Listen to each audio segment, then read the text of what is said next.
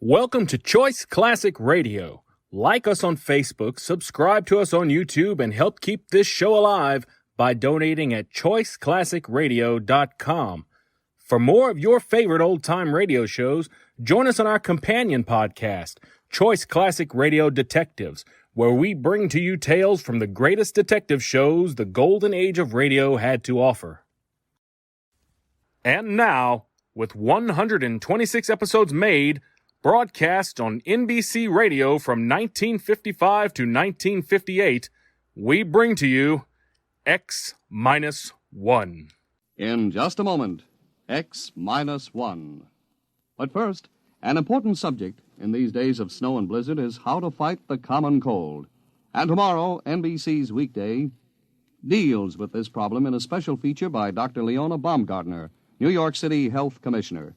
Yes, it's NBC's Weekday to keep you up to date in every field, from health to housekeeping, from politics to pots and pans. And there's also the best variety entertainment on Weekday, tomorrow headed by Metropolitan Opera star Robert Merrill. Listen every Monday through Friday to NBC's Weekday. And now stay tuned for X-1. Countdown for blast off. X-5, 4, 3, 2, X-1, fire.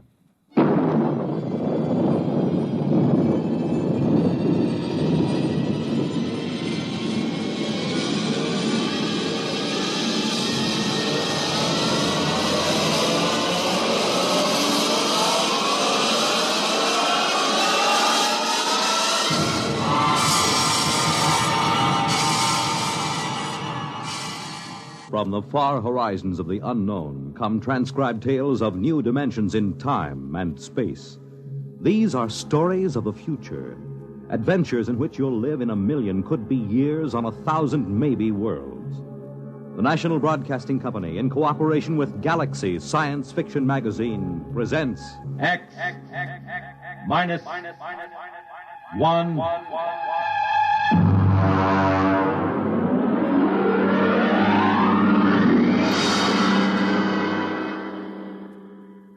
Tonight's story, $1,000 a Plate by Jack McKenty.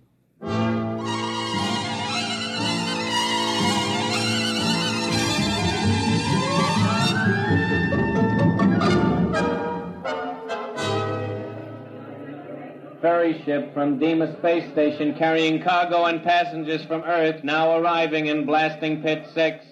Radiation clearance and quarantine officers report to passenger conveyor. Mars Airways to New Chicago, Port Kelly, Marsport, Marsport Park, New Amityville, and Nova Massapequa take off in 15 minutes. All aboard. Excuse me, sir. Could you help me? Sure, buddy. What'll it be? Cards? Dice? A little shot of distilled huckleberry? No, I just wondered if you could direct me Brother, to... you came to the right man. I can direct you anywhere you want to go. That's what I'm here for. You just get off the ferry? Yes, I came on the Phobos Queen. Yeah. You know you can spot him in my business. All right, what'll it be now? Well, I want to know how I can get to the observatory. The what? The Mars Observatory. You know, the Astronomical Research Center. What do you want to go there for? I work there, or at least I will. No kidding. Mm-hmm. You're one of them double-dome stargazers, huh? Yes, I'm an astronomer. Yeah, I heard there was a lot of you guys out there under glass, but I don't get out of town much. I got to keep my hand in, you know. Are you sure you wouldn't like a little flutter before you settle down in your rut? No, I never play cards. Occasionally a little chess. Uh-huh. I don't know if they got any chess in any of the casinos, but if you want, I could arrange it. You know, play against the house, $5 apiece for the kitty, and a C-note for checkmate. No, thank you. Can you direct me to the observatory? Well, you'll have to get a sand hack. None of the regular buses go by there. They just hit the casinos on the strip. Hey, I'll tell you what. The next ferry won't clear for another half hour. I'll walk you over to the hack stand. Well, thank you. That's very kind of you, Mr... Just call me Pusher. It's on account of my occupation, you know. Oh, I see. I'm Enright C. Bensinger, Dr. Bensinger. Well, it's a pleasure, Doc. Right this way. Well, this isn't exactly what I expected. Your first trip to Mars, huh? Yes, it is. Well, you'll get used to it. Out this way. Adjust your gills. Gills? Sure. But what do you think you're going to breathe outside that door? There isn't enough oxygen on Mars to keep a mouse alive. They gave you a standard issue when you got off the ferry. It's in that bag. Oh. Yes, I'm afraid I was reading when they explained it. The quarterly journal from the Harvard Observatory, you know. Hmm? Oh, yeah. I never miss a copy. Now, look, you put the nose clip in, see, and crack the valve. This way it compresses enough air to keep you going. Okay? All right, let's go. Cold. Sure, it's cold. Sand hacks are right up the street there. Beautiful. Beautiful. All the colors in the sky. I am surprised, though, in an atmosphere this thin, the sunset shouldn't be as spectacular. That ain't the sunset, Chief. That's the new sign on top of the Canal Casino. Right there behind you, see? Fun. Yeah, but if you want a square shake with the dice, you go to Harry Harvey's place, the Red Sands Hotel. I suppose the seeing is excellent. You're telling me. You know, he's got a line of girls like you never see nowhere else. Oh, I'm afraid I meant astronomical seeing. The telescopes, you know. Hey, you got an idea there. Telescopes.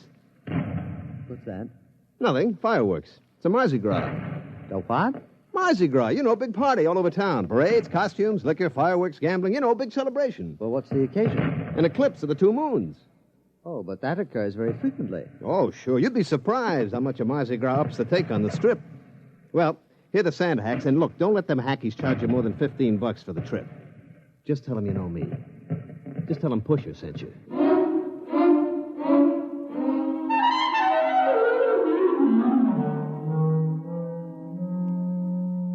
Gentlemen, I want you all to meet Dr. Benzinger, our new colleague.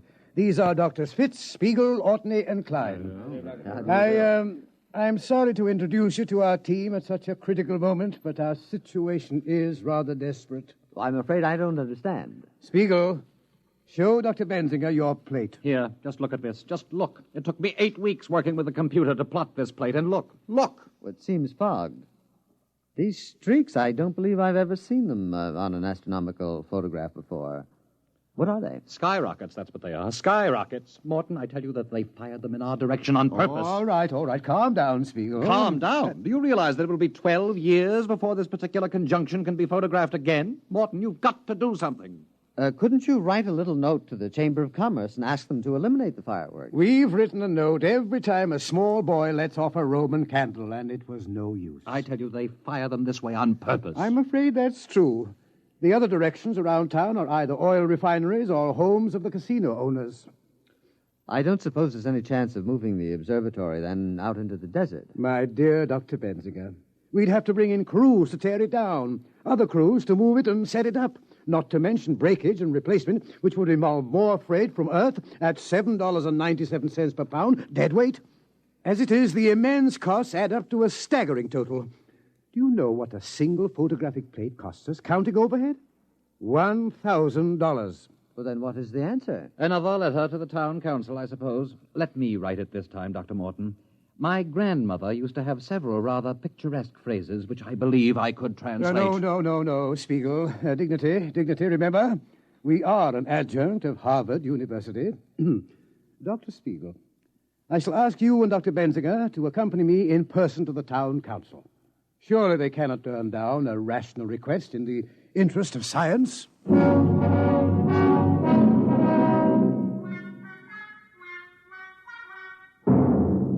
Well, gentlemen, the town council appreciates the problem. Yes, I felt certain it would.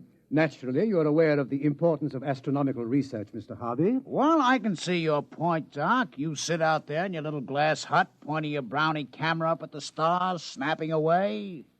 But you got to look at our point of view. Oh? Now you take my place. Harvey's Red Sands. I got a heavy investment. 14 crap tables, a half a dozen roulette wheels, and the rest of the overhead. I got to keep them wheels running. It's the Mardi Gras that drags the suckers in. But really, Mr. Harvey, we were just asking you to curtail the pyrotechnic display. Now, wait just a minute. I'm as clean living as the next guy. Oh, Dr. Benzinger means the fireworks. Oh. Well, I'd like to help you out, boys, but I look at it this way. Those stars you're looking at are going to be up there for a couple of 1,000 years. But a sucker is different. You got to grab him while he's still healthy. But in the interest of science, surely the town council can't agree with you. Doc, the town council is made up of Joe Rocco, Pete Carney, Alex the Armenian, and me. We own the 4 biggest houses in town.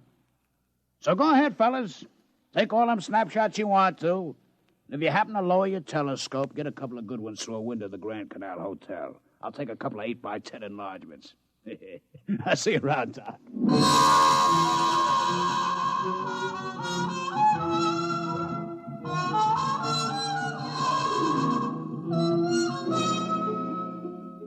Well, I'm afraid the town council was no help. They just remain insensible to reason. Well, I'm afraid the only thing those gentlemen understand is money. My dear Dr. Benzinger, the smallest bet allowed in Mr. Harvey's establishment is approximately the same as your monthly salary. Oh. Dr. Morton, suppose the gambling operators were suddenly to lose a great deal of money. They never do. Of course, with the ordinary layman playing against them. But suppose the best scientific brains were to concentrate on a simple matter like the probabilities of a given roulette wheel, or the combinations and permutations applicable to a game of poker. We could put the main computer on it. Doctor, are you seriously suggesting... Well, I think he's got a point. If we could give those casinos a shellacking, they might stop the fireworks just to get rid of us.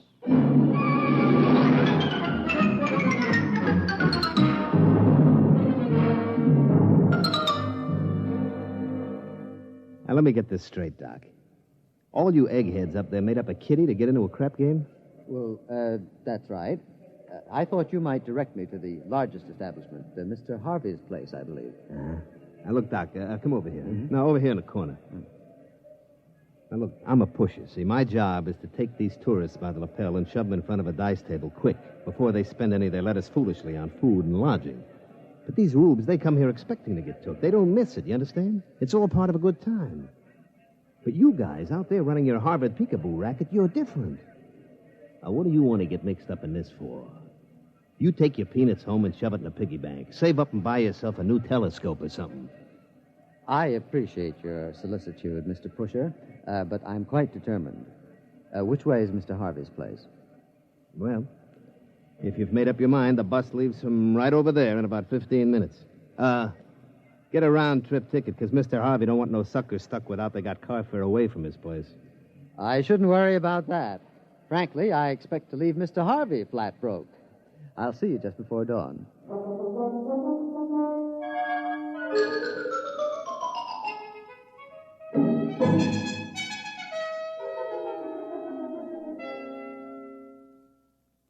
I don't understand it. I just don't understand it. But what happened? Luckily, a certain Mr. Pusher was generous enough to lend me $15 for a sand hack. Otherwise, I would have had to walk. Well, that was rather decent of him. Well, not exactly. He said he gets a percentage when he pulls in a ripe chump. You mean it's all gone? Every dollar. I just can't understand it. I kept careful notes. I followed the formula that was worked out by the computer. I calculated the odds by slide rule, carrying them to the 4th and 5th decimal place. I just can't understand it. Mr. Pusher said that I had a frigid digit. A what? A cold finger. I gather that's the opposite of a hot hand. But according to the games theory as outlined in the last International Congress of Theoretical Mathematics... Unfortunately, at the last Mathematical Congress, they weren't trying to make a 4 the hard way. There they go again, skyrockets. I was hoping to get at least 3 plates in before they started. And the crushing blow occurred when Mr. Pusher offered to sell me my horoscope. No. Yes. Oh. He said anyone was a fool to get into a dice game if the stars weren't right. Now, there's an example of what we're up against. Medieval superstition existing side by side with hydrozyme rockets and nuclear space drive. Shocking! I'm not so sure. Might be a good idea. Dr. Morton sent for the staff psychiatrist. Benzinger has scratched his reflector. No, gentlemen. Pusher was right. Every man who's going to gamble should have a horoscope. It's very important to know what the stars say. What are you talking about? And where on Mars is the place best equipped to tell you what the stars say? Oh, no. Dr. Benzinger. Gentlemen, I tell you, it may be a stroke of genius.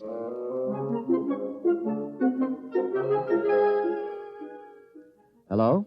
Is this the advertising office? This is Dr. Benzinger. I should like to place an ad. No. No, there will be no pretty girl. Just this. Free. For the first time ever, your horoscope scientifically cast by the staff of the famous Mars Observatory. Learn your luck, your future, Write or call Mars Observatory. No charge, no obligation. Yes, thank you. I'd like to run that every day until further notice. Pusher, Yeah, Mr. Harvey.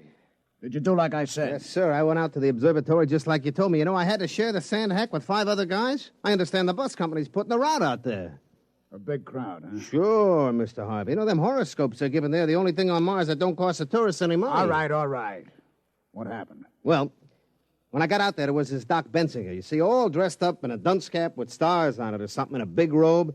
They showed us all around the place. You never saw telescopes as big as that. All right. Skip the travel on. All right, well, finally they took my name and my birth date, my collar size, and they run it through this computer. You should have seen that thing. Lights and bells. I'm telling you, it looked like the biggest pinball machine you ever saw. I kept waiting for it to tilt. The horoscopes. Yeah, well, they give it to me finally. I mean, the first couple of pages is the ordinary bourgeois about the sun and the moon and the stars. But on the 4th page, that's the kicker. What'd it say? Well, it said that I'd be real lucky at most of the gambling places, but I'd lose my shirt at... boss, you're not going to like this. Go ahead. I'd lose my shirt if I played at Harry Harvey's place. Pretty shrewd. You know, for a bunch of scientists, they're pretty smart. That isn't going to work. Who in his right mind is going to pay attention to a lot of hooey like that? Sure, Mr. Harvey. Can I go now? What's your hurry? Well, I'm going over to Purple Flamingo to play a little poker. I mean, after all, they say I'll be lucky any place but here. I mean, you can't argue with science.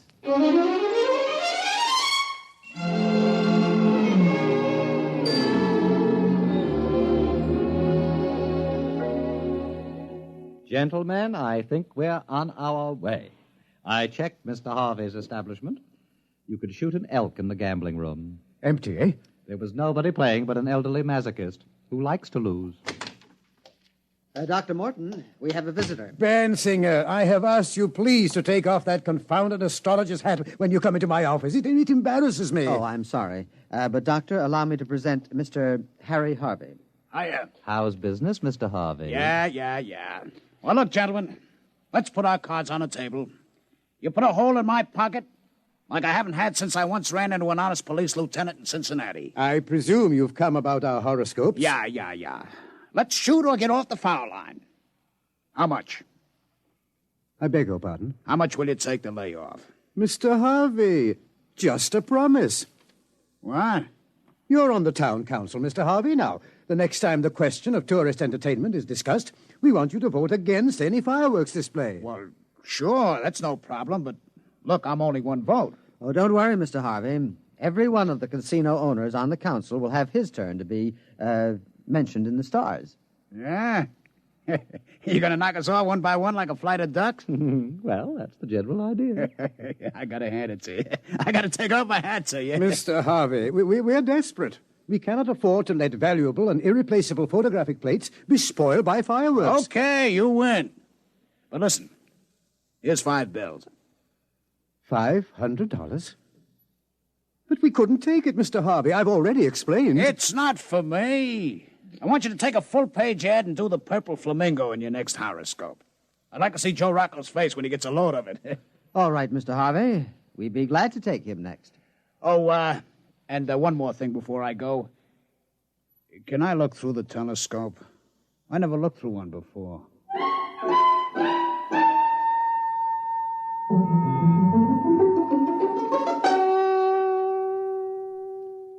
Well, that's the last of them. The Red Sands, Frank Land's Paradise, the Martian Gardens, the Two Moons Club. And the Purple Flamingo. Dr. Morton, we've got them all. There will be a meeting of the town council a week from now, and after that, no more fireworks. All those beautiful stars and nebulae and not a misbegotten skyrocket to stand between us. Oh, it's beautiful. Gentlemen, I have some news for you. You have? I am in receipt of an interplanetary radiogram from our parent organization, the Harvard Observatory. Are they going to send the new mass spectroscope? Please. Morton, Earth newspapers carrying accounts of horoscopes published by your organization. Very unscientific. Harvard Board of Overseers aghast. Must stop at once. Find other solution. Signed, L.K. Bell, Director. Well, I thought Thursday was the regular day for personal message delivery. It is. Oh, Mr. Harvey. I asked Mr. Harvey to wait in the washroom. He brought the message down. Oh, sure. All of us have contacts in the radio office. We can get a hold of messages a couple of days before they clear. Did you come down to gloat over our misfortune, Mr. Harvey? No. You got my promise to help you boys, and I'll stick by you. But the rest of them, well, it's tough, fellas, but business is business. I'm afraid the fireworks will go on as usual. Thank you, Mr. Harvey. Look, what would happen if you brought all the boys out here, showed them around, and then you could offer to name a star after them or something? I'd sure like to be able to point in the sky and say, that's Harvey's star. Well, Mr. Harvey, I'm afraid any stars worth looking at with the naked eye already have names. Besides, Harvard Observatory wouldn't stand for this idea either. It would make as much sense to them as you naming a poker chip after me. But, Dr. Morton, we've got to think of something. We tried rigging up a photoelectric cell. It closes the shutter when a rocket goes up, but it cuts the exposure time too much. But if we can't get these plates, we may not be able to duplicate them for years. Why, right now, they're preparing the first trip to a newly discovered planet. And the work of the observatory is necessary to ensure the success of that trip.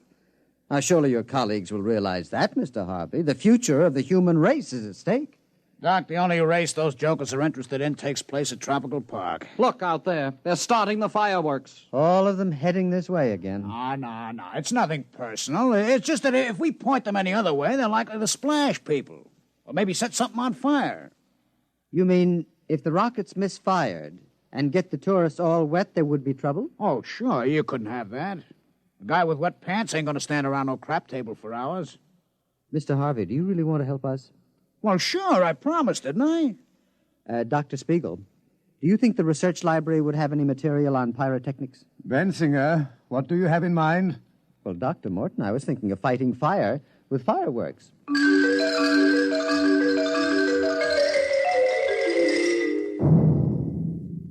Careful with that match, Harvey. Oh, don't worry. With the oxygen around here, you need a blowtorch to light a cigarette. Have you got the rockets ready, Dr. Bensinger? Well, here they are in the launching racks. I've got all my instruments, compass, a clinometer, an azimuthal radioscope, and a blowtorch. Well, what are we waiting for? Spiegel. He's bringing the calculated trajectories from the computer. Say, I don't know if I like this. What if they miss?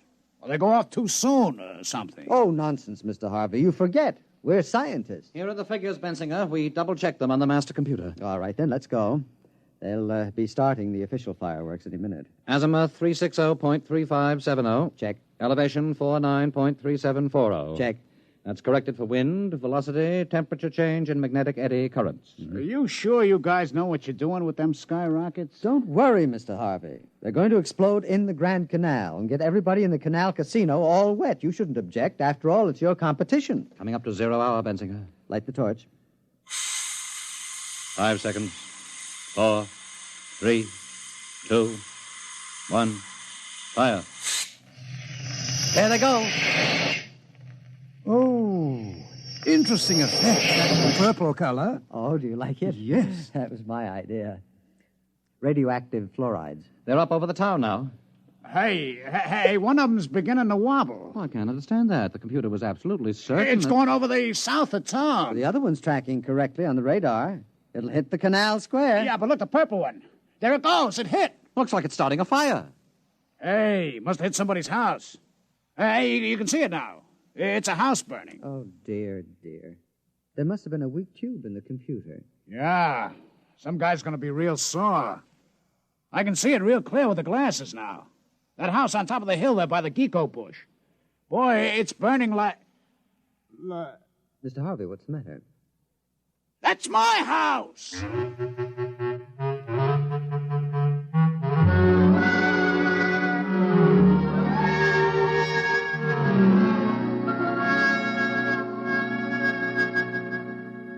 Dr. Bensinger, I've called you in to read a letter that I've written to Mr. Harvey. Oh, do you know his address? I believe he's staying at his gambling establishment. His house was a total loss. Yes, well, yes. This has been a very difficult letter for me to write. I believe the letter is academic, Dr. Morton. Mr. Harvey is outside. Oh, he is? With two very large gentlemen with bulging pockets. Oh, dear. I don't know what to say. Well, Mr. Harvey, what a surprise. You two apes wait outside. Now, Dr. Morton, about those fireworks. I want you to know I believe in direct action. I don't like fiddling around. Well, of course not. Like the time I had some trouble with a bottom dealer from Luna City. I didn't fool around. I sent him back to the moon in a cargo rocket with no air. How interesting. Now, about your problem. I assure you, we apologize. I mean... Apologize? That's great. I just remembered I left a few plates in a bar. I don't go away, Doctor. You're in on this, too. No, there wouldn't be room. Not for two of us. What are you talking about? Well, in a cargo rocket, especially without air. What? I'm trying to tell you. The council voted against fireworks. No, as a matter of fact, I have a very bad sinus, and no air would definitely... What? Oh, sure. We decided anything that could burn down an honest citizen's house was too dangerous. Very civic-minded, that council. But I don't understand. I kept my promise. I said I'd help you, and I did. Well, I'm terribly embarrassed. We were trying to get a collection among the staff to help you pay for your loss, but I'm afraid the total assets of the observatory wouldn't reconstruct your garage. Yeah. But we held a staff meeting, and we decided on a more permanent kind of remembrance. Mr. Harvey, on this photograph, you see this trail? This bright trail? Oh, one of them skyrockets again? I'm sorry, Doc. It won't happen again. No. This is no skyrocket. It's a comet. It will be quite bright for several months. And we've decided to call it Harvey's Comet. Harvey's Comet? Hey, that's real nice. Harvey's Comet. Hey, Doc, you put me on top of the world. Them boys at the Canal Casino boasting about their new sign. But me, I got a comet. Harvey's Comet. Why, every sucker on Mars will see it every night. It's the best advertisement since they wrote 7 down across the face of the moon. Well, I'm glad that you're pleased. Well, as a matter of fact, Doc, I kind of heard about it in advance of one of your boys. You named the comet after me? Okay. I brought something for you. Here. What is it? A poker chip for my place. Go ahead, read it. Harvey's Club. Dr. Morton's poker chip. 5,000. That's dollars, Doc. Don't spend it all in one place.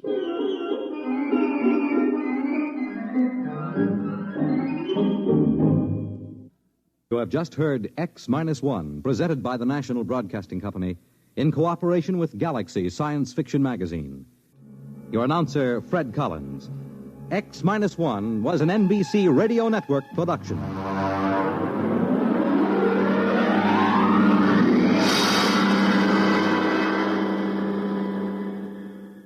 That concludes today's episode.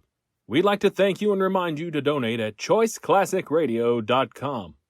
Remember, your donations make episodes like this possible.